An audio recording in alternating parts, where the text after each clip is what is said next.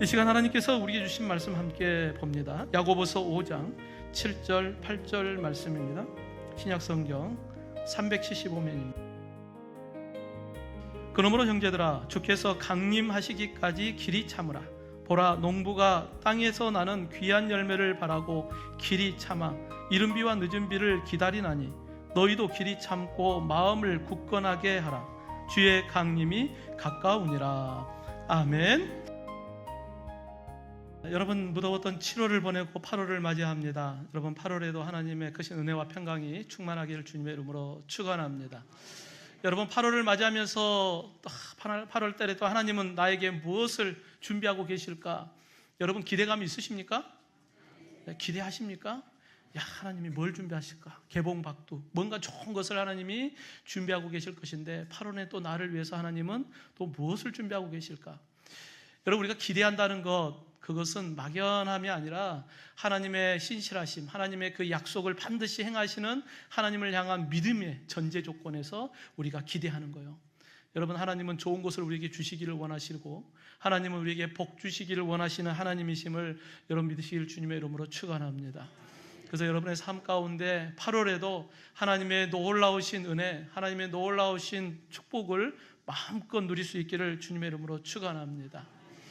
여러분, 오늘 우리가 이 야고보서의 말씀을 함께 보는데, 야고보서가 기록된 때는 초대교회가 이제 막 시작할 때요. AD 40년, 45년 사이에 기록되어 있는데, 그때는 이제 교회가 이제 막 걸음마로 시작하는 단계이기도 하고, 또 당시 시대적인 부분은 유대교의 박해, 로마의 박해로 인하여서 고난과 핍박이 시작됐던 그런 어려움의 때입니다.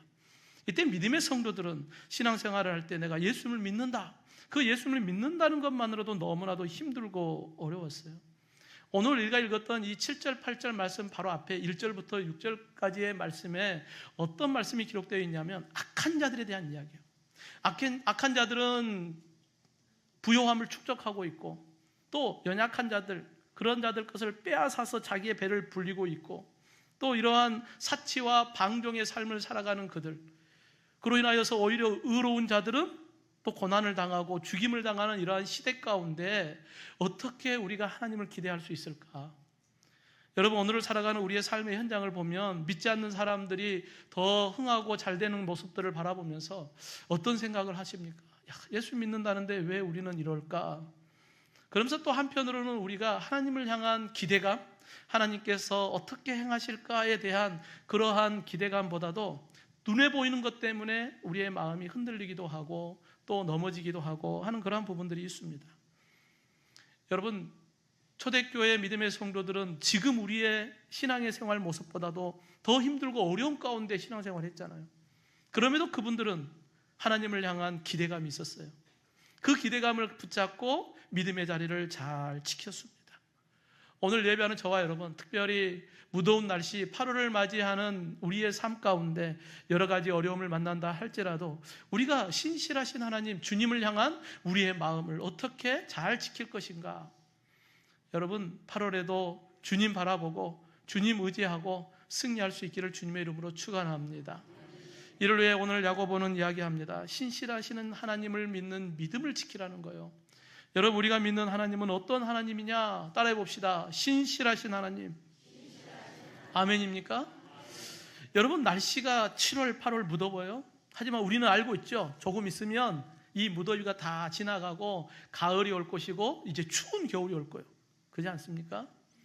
여러분, 우리 아이들의 모습을 보면서, 자녀들, 손주들을 보면서 지금 저 아이들이 어리지만 시간이 지나면 잘 성장하여서 하나님께서 주신 삶의 자리에서 사명을 감당하며 각각의 삶을 살아갈 거야 라고 하는 기대감이 있잖아요. 우리나라가 정말 힘들고 어려웠는데 세계의 부요한 나라, 강대국으로 하나님이 우리를 세워주셨어요. 세월의 변화, 역사의 변화, 환경의 변화, 사람들의 이러한 변화 속에 우리의 모습들은 하나하나 변해져 갑니다. 근데 변하지 않는 게 있어요. 바로 예수 그리스도, 오직 하나님. 우리가 믿는 하나님은 결코 변하지 않습니다. 어제나 오늘이나 동일하시고 영원토록 변함이 없으신 그 하나님, 오늘도 우리는 그 하나님을 믿고 의지하고 있는 것입니다. 그래서 우리는 그 하나님을 뭐라고 이야기하냐면 신실하신 하나님이라고 고백하고 있어요. 여러분, 신실하다라고 하는 말의 원어 의미가 뭐냐면 견고하다, 흔들림이 없다, 확실하다, 반드시 우리가 믿을 만하다, 이런 의미가 있어요. 그러니까 신실하다라고 하는 이 의미 속에는 하나님은 반드시 우리가 믿을 만한 하나님이야. 그 하나님은 변함이 없어. 여러분, 우리가 기도하고 난 이후에 예수님의 이름으로 기도합니다. 그리고 난 다음에 하는 단어가 있죠. 아멘. 우리가 하나님의 말씀을 읽고 아멘 하잖아요. 이 아멘이라고 하는 말과 신실하다라고 하는 말의 어원이 같아요. 변함이 없다, 확실하다, 반드시 이루신다라고 하는 그러한 믿음의 고백이 이 안에 담겨져 있습니다. 여러분, 오늘 예배하는 저와 여러분, 신실하신 하나님은 어떠한 환경, 어떠한 상황 속에서도 흔들리지 않아요. 변하지 않습니다. 우리를 향한 그 약속은 반드시 이루시는 하나님이심을 여러분 믿으시길 주님의 이름으로 축원합니다. 오늘 이 신실하신 하나님을 말씀하시면서 야고보 기자는 농부에 대한 비유로 우리에게 설명하고 있어요. 오늘 본문 7절에 보면 그러므로 형제들아 주께서 강림하시기까지 길이 참으라. 보라, 농부가 땅에서 나는 귀한 열매를 바라고 길이 참아 이른 비와 늦은 비를 기다리나니라고 말씀하고 있습니다. 야고보는 이 믿음을 설명하면서 농부에 대한 이야기를 해요. 여러분, 세상 사람들이 보기에는 농부와 같이 어리석은 사람이 없어요. 아니, 먹을 것도 아까운데 그걸 땅에다가 다 버리잖아요. 그렇잖아요. 그러니까 사람들이 볼 때는 어리석다 할지 모르지만 농부는 믿음이 있어요.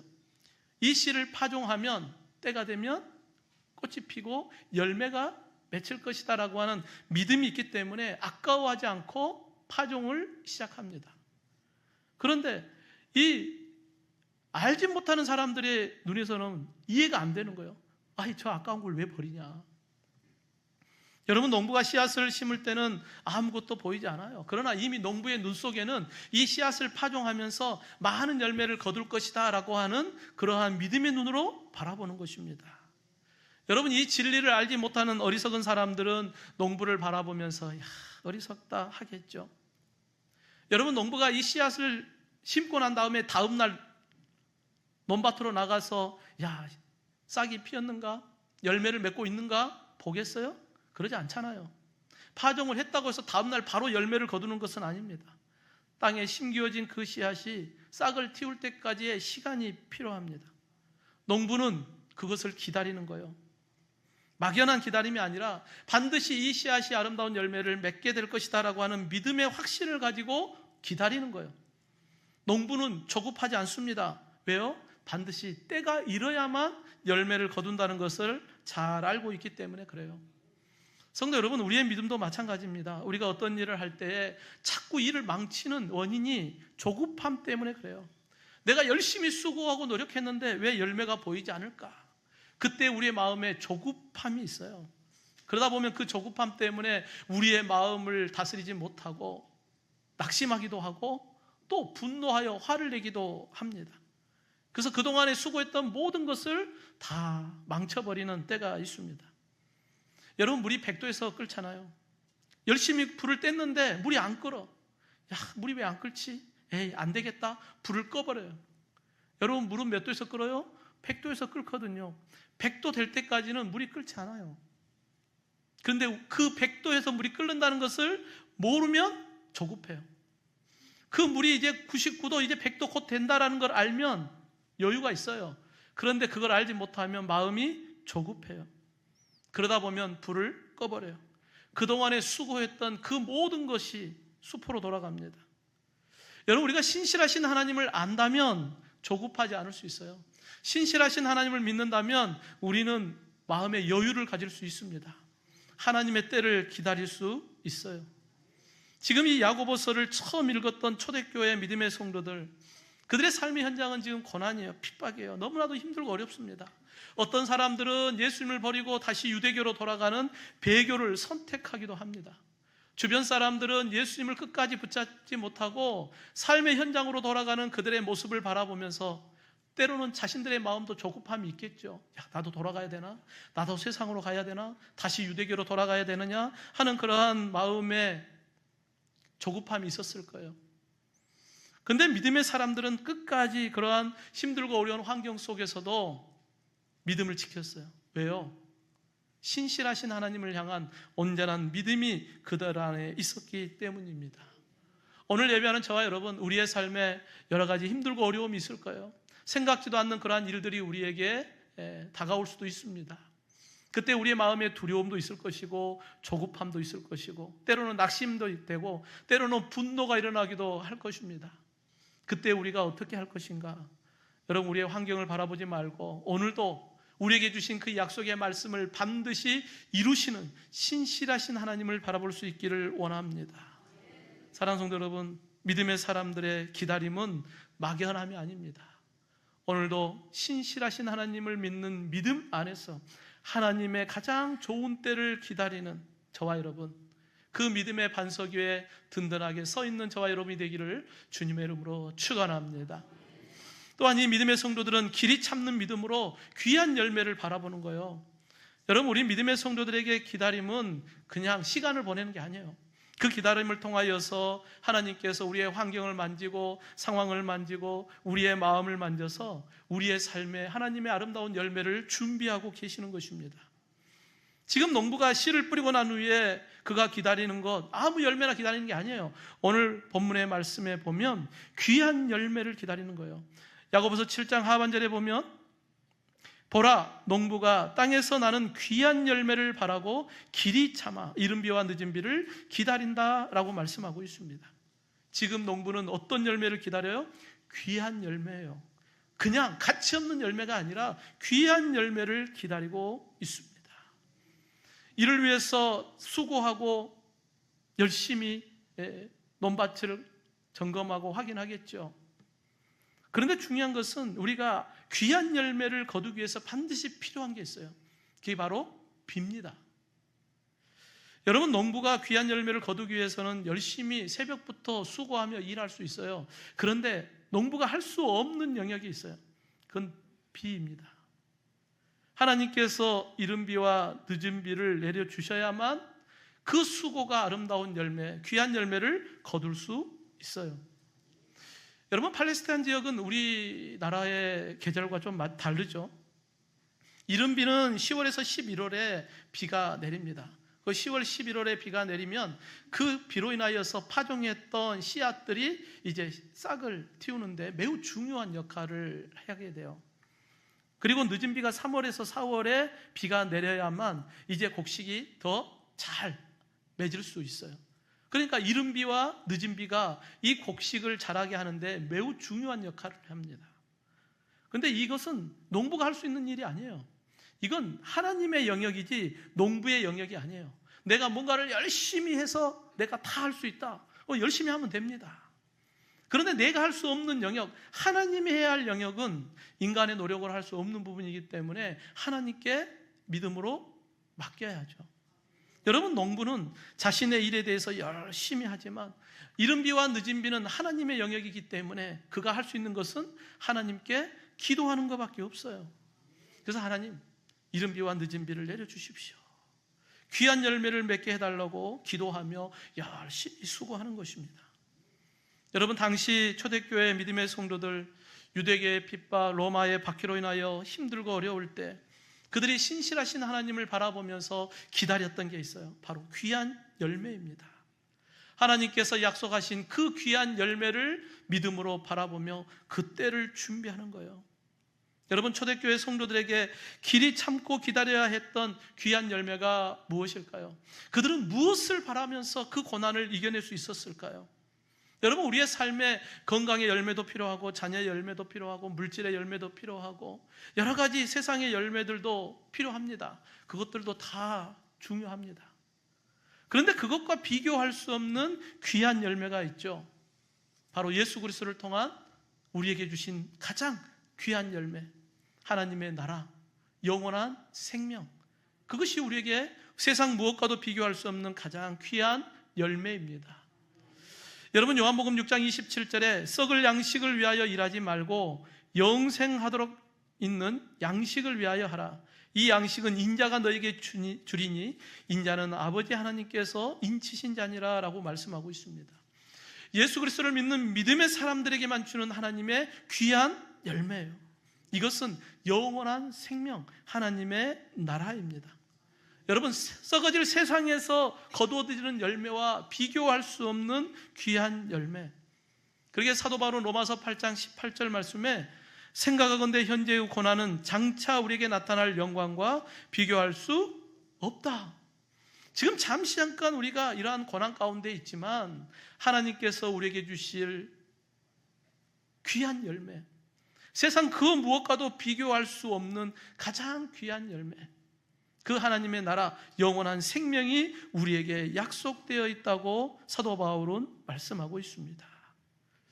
그러기에 오늘 이 야고보는 고통 가운데, 고난 가운데 있는 성도들을 향하여 외치는 거예요.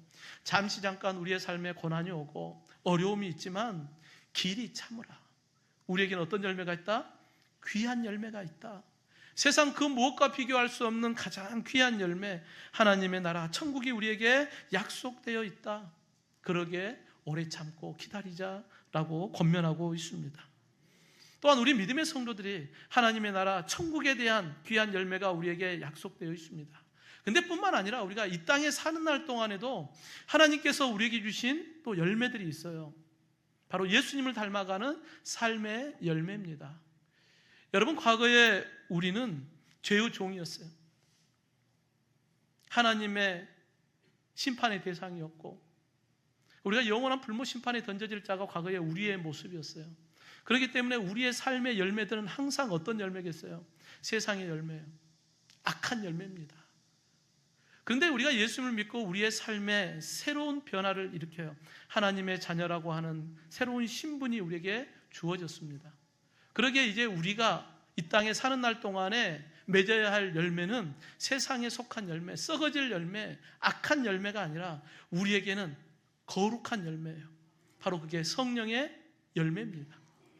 여러분, 우리가 성령의 열매는 곧 예수 그리스도를 닮아가는 삶의 변화 속에 일어나는 것이에요. 그래서 사도 바울은 갈라디아서 5장 22, 23절에 오직 성령의 열매는 사랑과 희락과 화평과 오래 참음과 자비와 양성과 충성과 온유와 절제라라고 우리에게 말씀해요. 여러분, 이와 같은 열매는 세상에 속한 자가 맺을 수 있는 열매가 아닙니다. 예수님을 믿는 믿음의 사람들, 성령의 사람들에게만 맺을 수 있는 아름다운 열매인 것이죠. 그리고 우리가 성령의 열매를 맺어간다는 것은 우리의 삶의 모습이 달라져요.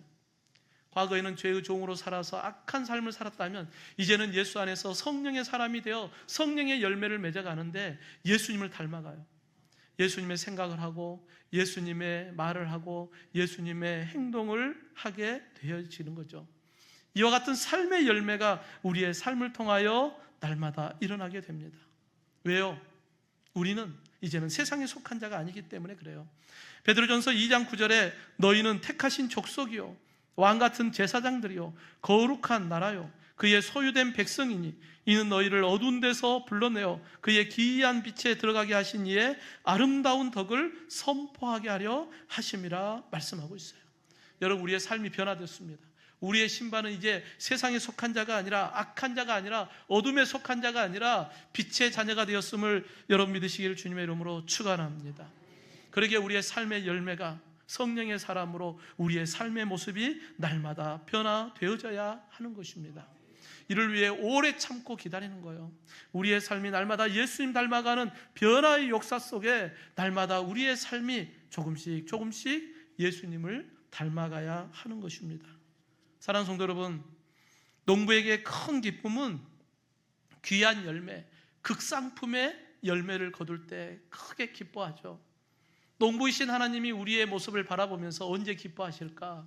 우리를 바라보시면서 우리가 예수 믿고 영원한 생명을 얻었을 때 크게 기뻐하시고 우리의 삶이 날마다 하나님의 자녀답게 예수님 닮아가는 성령의 사람으로 날마다 아름답게 변화되어질 때 하나님은 우리의 모습을 보고 크게 기뻐하시는 것입니다. 오래 참고 인내하며 하나님께 귀한 열매로 아름답게 세워져가는 저와 여러분이 되기를 주님의 이름으로 축원합니다. 마지막으로 이를 위하여 주님 오시는 그날까지 우리는 끝까지 소망하며 주님의 길을 걸어가요. 여러분, 언제까지 우리가 주님의 길을 걸어가야 합니까? 주님 앞에서는 그날까지요. 언제까지 우리가 하나님이 기뻐하는 성령의 사람으로 살아가야 합니까? 주님 앞에서는 그날까지요. 여러분, 만약에 우리가 고난 가운데 있다. 초대교회 교인들에게 야, 너희들 고난이 언제 끝날지 몰라. 그래도 그냥 견뎌봐. 여러분, 이렇게 이야기한다면 견디기가 얼마나 힘들겠습니까? 그러지 않겠습니까? 여러분의 삶에 어려움을 만났는데 그게 언제 끝날 줄 몰라. 그냥 오래 참고 그냥 버텨봐. 여러분, 어떻게 버팁니까? 근데 오늘 하나님께서 초대교회 교인들에게 주시는 약속이 있어요. 오늘 보면 8절 말씀해 보면 너희도 길이 참고 마음을 굳건하게 하라. 주의 강림이 가까우니라. 가깝다는 게 뭐예요? 곧 끝난다는 거예요. 야, 곧 주님 오셔. 그렇기 때문에 마음을 굳건하게 하라. 마음을 굳건하게 한다는 것은 기둥을 깊이 박는다는 거예요. 흔들리지 않도록 기둥을 단단하게 세우라는 것을 의미한 겁니다. 언제까지요? 주님 다시 오시는 그날까지. 여러분, 이 강림의 날이 가까웠다. 강림이라고 하는 단어의 의미가 어떤 의미가 있냐면 황제, 임금이 우리의 마을에 온대요. 공식적으로 우리의 마을에 왕이 방문하겠다고 이야기를 전달해 왔어요. 그러면 마을 사람들이 어떻게 할까요? 여러분, 만약에 왕이 우리 마을에 온다, 우리 교회에 온다, 대통령이 우리 마을에 온다, 여러분 기쁜 마음으로 대통령 맞이할 준비, 왕을 맞이할 준비 하지 않겠습니까? 청소도 좀 하고, 또 무너진 데 있으면 좀 수리도 좀 하고, 그리고 기쁜 마음으로 그날을 손꼽아 기다리면서 왕을 맞이할 준비 하지 않겠습니까? 여러분, 주의 강림이 가까웠다. 주님이 오실 그날이, 공식적으로 이제 오겠다고 한 날이 지금 점점 가까워 오고 있다라는 것입니다. 그럼 우리의 삶의 우선순위를 어디에 두겠어요? 왕을 맞이할 준비를 먼저 하지 않겠습니까? 해야 할 일들이 있지만 우선 그건 내려놓고 왕이 곧 오신다고 하니까 우리가 왕 맞이할 준비를 해야지. 여러분, 신실하신 하나님께서 우리에게 약속하신 그날이 점점 다가오고 있습니다. 여러분, 주님이 다시 오시는 그날이 가까워지면 가까워질수록 우리가 주님 맞이할 준비를 잘 해야 합니다. 어떻게 우리가 주님 맞이할 준비를 잘 해야 될까요? 하나님의 말씀과 기도로 거룩하여진다라고 우리에게 말씀해요. 날마다 하나님의 진리의 말씀을 붙잡고 주님 오시는 그날을 우리가 잘 준비해야 돼요. 하나님 앞에 우리가 어떤 모습으로 설 것인가 우리의 힘으로 할 수 없으니까 우리가 성령의 도우심을 구하며 기도하며 하나님의 도우심을 구하면서 하나님 앞에 우리가 온전한 그리스도인으로 설 수 있도록 우리가 늘 말씀과 기도로 거룩한 삶을 살아야죠. 여러분, 말씀과 기도가 있는 자리가 바로 예배의 자리입니다. 주님 앞에서는 그날까지 예배의 자리를 잘 지킬 수 있기를 주님의 이름으로 축원합니다. 또한 성령이 강림하면 날이 가까워지면 가까워진다. 여러분, 주님 오실 날이 가까워진다. 여러분, 주님이 오실 날이 가까워진다고 한다는 것은 우리 마음속에 긴박함이 있는 거예요. 긴박한 종말론적인 신앙이 있어야 돼요. 주님이 곧 오신다. 그러면 우리가 항상 깨어있어 주님 맞이할 준비를 하겠죠. 그런데 주님 오실 날이 곧 온다고 했는데 아니야, 아직 멀었어. 주님 오려면 아직 멀었어. 아유, 내가 지금 살기 딱 좋은 날에 지금 이렇게 지금 살고 있는데 주님 지금 오시면 좀 곤란한데? 주님 조금 이따가 오시면 좋을 것 같은데? 여러분, 그러한 마음이 있으면 우리가 주님 오시는 그날을 우리가 준비하기가 어려워요. 주님 곧 오신다, 강림의 날이 가까웠다라고 우리에게 말씀하셨으니까 우리가 그날을 준비를 항상 하고 있어야 돼요. 여러분, 긴박한 종말론적인 신앙을 갖기를 주님의 이름으로 축원합니다. 지금 야고보는 힘들고 어려운 가운데 고난 가운데 있는 믿음의 성도들에게 권면하고 있어요. 길이 참으라, 마음을 굳건히 하라, 주의 강림이 가까워졌다, 조금만 견디자. 여러분, 우리 믿음의 성도들에게는 주님이 오시는 날이 어떤 날이에요? 그날은 두려움의 날이 아닙니다. 그날은 우리에게 기쁨의 날이고 승리의 날입니다. 그러기에 오늘도 우리는 주님이 다시 오실 그날을 기대하며 기다리는 것입니다. 여러분, 새벽을 기다리는 파수꾼을 생각해 보십시오. 지륵 같은 그 새벽, 밤늦게까지 파수꾼으로 그 역할을 감당할 때 날이 밝아지면 밝아질수록 점점 힘들거든요. 눈꺼풀이 무거워져요. 그런데 왕이 곧 오신다, 곧 왕이 오신다 했으니 내가 잠을 자면 안 되지. 그러면서 또 힘을 내면서 또 파수꾼의 역할을 감당해요. 날이 밝아서 멀리서 왕의 행차가 눈에 보입니다. 그럼 어떻게 할까요? 이 파수꾼은 기쁨으로 외치지 않겠습니까? 야, 왕이 오신다.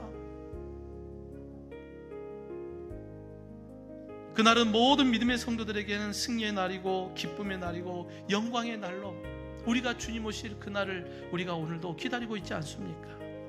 사랑하는 성도 여러분, 무더운 8월이 계속되고 있습니다. 내 삶 가운데 끊임없이 힘들고 어려움이 언제 끝날까? 그런데 7월에도 안 끝나고 8월에도 이렇게 넘어와서 나를 힘들게 할 수도 있습니다. 그럼에도 우리가 믿음으로 인내하며 기다릴 수 있는 것은 우리가 믿는 하나님은 어떤 하나님이에요? 신실하신 하나님, 그 약속을 반드시 행하시는 하나님, 우리에게 영원한 하나님의 나라 천국을 우리에게 주셨고 그 주님 오실 그날을 우리가 바라보고 있기 때문에 오늘도 어떤 어려움을 만나도, 어떤 우리의 삶에 힘들고 어려운 고난이 온다 할지라도, 또 우리의 삶이 즐겁고 행복하고 세상적으로 어려움이 없다 할지라도 우리는 항상 기억해야 할 것은 주님 오실 그날이 가까워오고 있다는 것을 항상 기억하며 주님 앞에서는 그날 귀한 열매로 주님을 맞이하는 저와 여러분이 되기를 주님의 이름으로 축원합니다.